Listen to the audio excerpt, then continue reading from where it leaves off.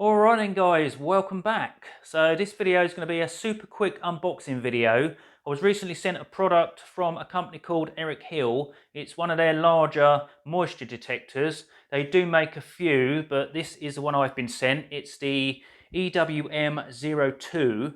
As with all my other unboxing videos, I'm going to show you what comes in the box, and then I'll give you some close-ups of the machine itself, run through some of the features quickly, and then we'll test it on a few bits of wood and see how it performs. So as always, there's going to be links in the video description for where you can actually go and take a look at these products. And for anyone wishing to purchase one, there'll be discount codes available for both UK viewers and American viewers.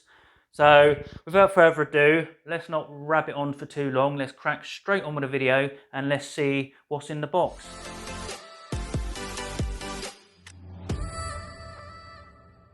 Okay, so this is the EWM02. Well, let's get it open. So first out, instruction booklet. Now, comes in 6 different languages, and there's probably about 4 pages of English, so there's not a lot to actually go through. Inside, get the actual, get the unit itself. Feels quite nice. You get a little case, so you can actually keep the unit free from dust, which is always nice. You do get 2 extra probes and a small spanner or wrench. And the unit itself runs on 3 AAA batteries. Okay, so let's go over the machine. The machine itself is not too big, but not too small. There's plenty to hold on to, and there's plenty to grip when you're pushing the probes into different materials. It's not going to slip out your hand or anything. The lid, or the cap, fits on with a nice positive click and can be fitted on either way round. So if you throw it down and want to put it on again, you haven't got to mess around working out which way round it goes, which is good. The probes are really sharp. It does come with a set of probes spare, so they are replaceable using the provided wrench or spanner. Nice big screen and nice big buttons, so even blind idiots like me can actually see the display. Okay then guys, hopefully you're going to be able to see the screen. It's a bit awkward trying to get it at the right angle in front of the camera so you can actually see what's on the display. So there's 5 buttons. This is your power button, so you press that and the display comes on. As you can see, it's really big and clear to read screen, which is what you want. Now, just go over what's on the display when you first turn it on. That symbol up the top there, like the power on symbol, is the auto shut off symbol. So basically, if no buttons are pressed within 10 minutes, the machine will actually shut down itself. So if you put it down and forget to turn it off, it will shut itself off. The 27.0C is the temperature, and on the right side up here you've got 71.3 and it says RH. That is your relative humidity. Now if you don't work in Celsius and you'd rather use Fahrenheit, you button here with CNF on, if we press that, it goes to 80.7 Fahrenheit, and you still got your 72.3 relative humidity. And also down here, the RH, relative humidity, and it says low. So go back to Celsius, because that's what I prefer. Now this meter can actually be used to detect moisture levels in all wood and various construction materials. So if we look at the moment, you'll see there's a little tree symbol, and down here there's a little A. Now go press the M button, that will go A to B, and A and B are the two that you need for types of wood. And then if I press the M again and move to C, you'll see the tree disappears and you get a little house icon.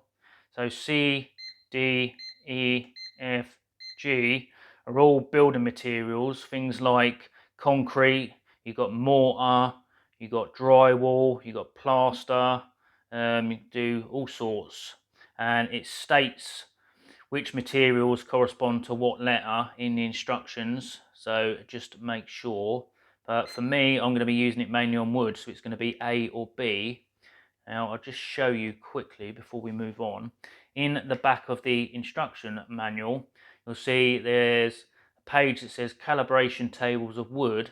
Now there are 6 pages full of almost every single species of wood, and there's either an A or a B.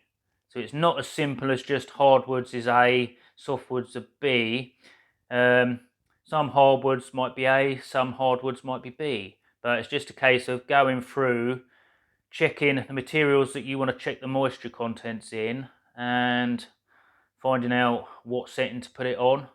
I suppose if you work with the same sort of materials, it's going to be quite easy to learn what setting to put it on. So to start off with, the timeout function or auto shut off. If you don't want it to auto shut off for whatever reason, we'll just turn this off a minute.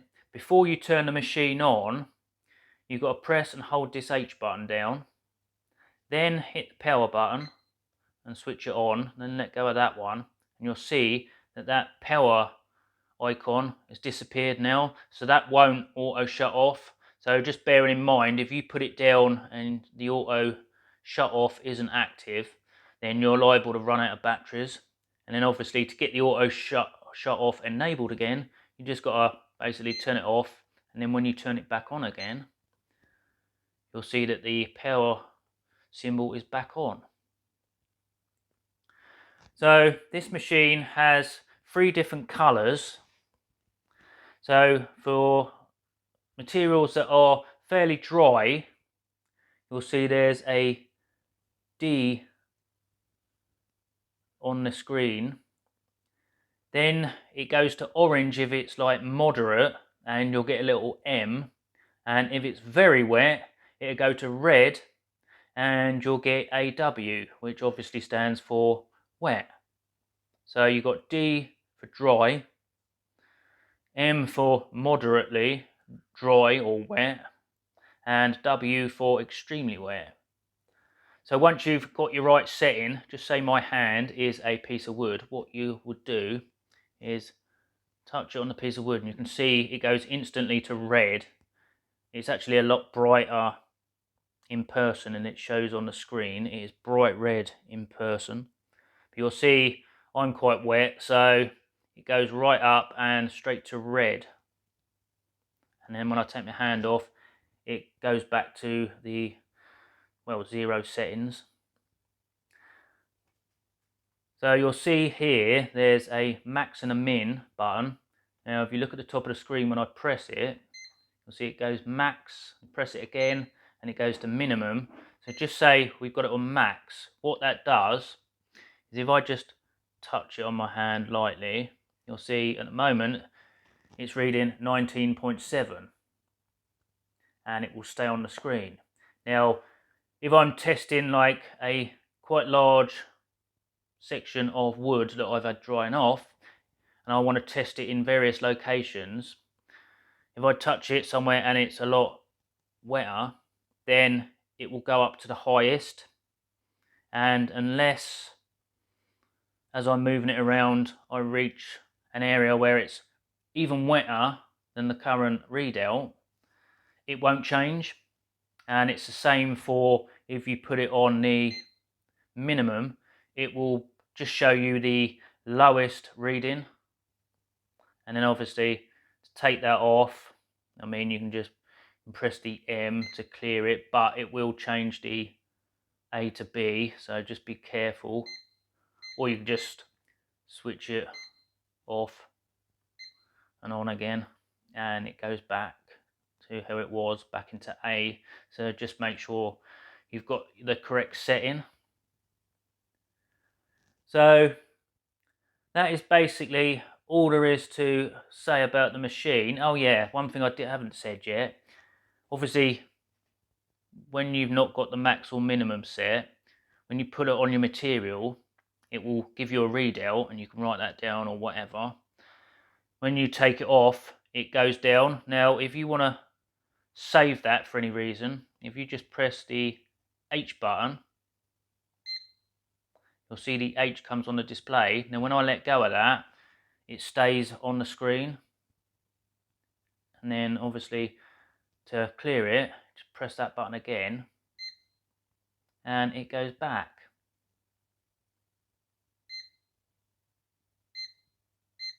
So it is really simple to use. This is one of their more advanced machines. I think they do two other ones. They've got like a pen type and an extremely small one like this, which hasn't got the same amount of settings on it. But as you can see, it's really simple to use, even for an idiot like me. And with the big screen and my dodgy eyesight, I can still actually see the screen. And I like the fact that it changes colour from green to orange and red. Okay, so let's try it out on some old pallet wood, which has been dumped in my garden for quite a while now. As you can see, the screen's gone red and we're getting a very high moisture content, as you'd expect.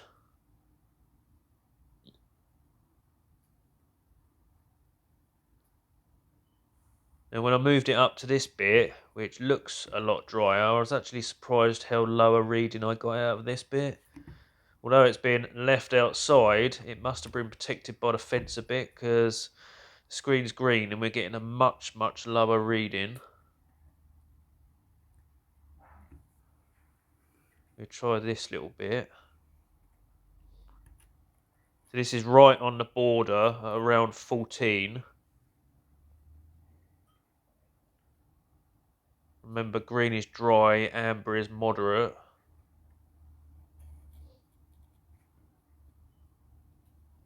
And if we move up to the top of this, you can actually see how wet it is.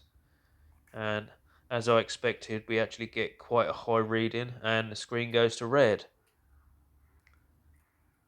So then we move down to the decking at the bottom of my garden. Now, I haven't actually repainted this for the last 2 years with everything that's been going on. So here you can see fairly low reading. I think it does go up to amber as I push it in quite hard. If I move to a bit and put one prong in a bit where there's no paint, you'll see we get a slightly higher reading and it's gone to amber. And if I move to this part where there's no paint, it goes instantly to red and it's a much higher reading.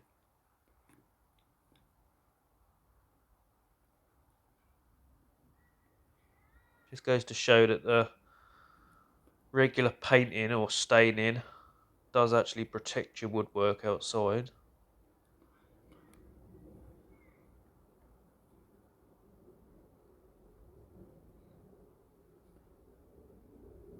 Now the last thing I'm going to check is the cladding on the side of my workshop.